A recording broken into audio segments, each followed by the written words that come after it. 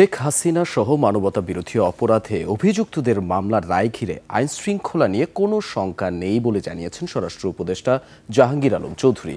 কোথাও যাতে বিশৃঙ্খলা বা অপ্রীতিকর পরিস্থিতি সৃষ্টি না হয় সেজন্য আইন শৃঙ্খলা বাহিনী সব ধরনের প্রস্তুতি নিয়ে রেখেছে। দুপুরে সরকারি সফরে পটুয়াখালী সার্কিট হাউসে সাংবাদিকদের প্রশ্নের জবাবে তিনি একথা বলেন।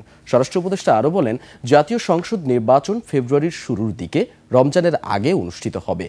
তারিখ ঘোষণা করবে নির্বাচন কমিশন। নির্বাচনকে কেন্দ্র করে আইনশৃঙ্খলা বাহিনী, প্রশাসন ও রাজনৈতিক দলগুলো প্রস্তুত রয়েছে।